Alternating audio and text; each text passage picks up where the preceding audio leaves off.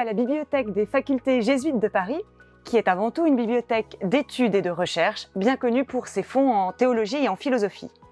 Mais c'est également une magnifique bibliothèque patrimoniale qui recèle des trésors. Elle est en fait l'héritière des 140 bibliothèques jésuites fondées par la Compagnie de Jésus depuis 1540 en France. Ces belles bibliothèques étaient dès le départ financées en grande partie par des mécènes, comme aujourd'hui d'ailleurs. On peut citer Jérôme de Valade, qui était échevin de la ville de Paris et médecin du roi, ou Nicolas Fouquet, le bien connu surintendant des finances de Louis XIV.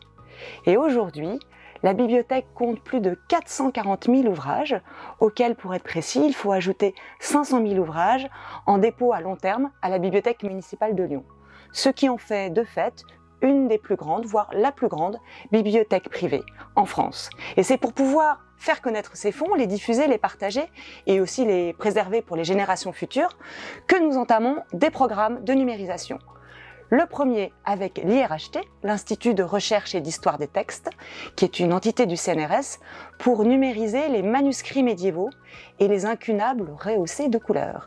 Les incunables, en fait, ce sont les premiers imprimés entre 1455 et 1500. Et puis, dans une deuxième étape, avec la BNF, la Bibliothèque nationale de France, pour pouvoir numériser des imprimés rares du XVIe au XIXe siècle. Je suis photographe à l'Institut de recherche et d'histoire des textes.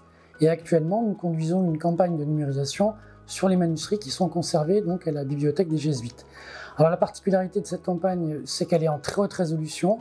On utilise un capteur de 50 mégapixels qui nous permet d'avoir des détails très importants pour l'étude des manuscrits médiévaux ou des manuscrits un peu plus modernes jusqu'au XVIIe siècle.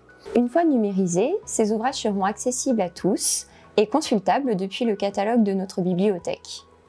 Vous pourrez accéder avec des liens sur les sites de consultation, consulter ces ouvrages, zoomer dessus, les feuilleter, les télécharger, faire des recherches dessus et les partager.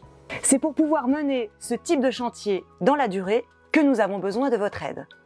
En faisant un don, devenez mécène et contribuez dès à présent avec nous à préserver et à rendre accessibles ces trésors du patrimoine.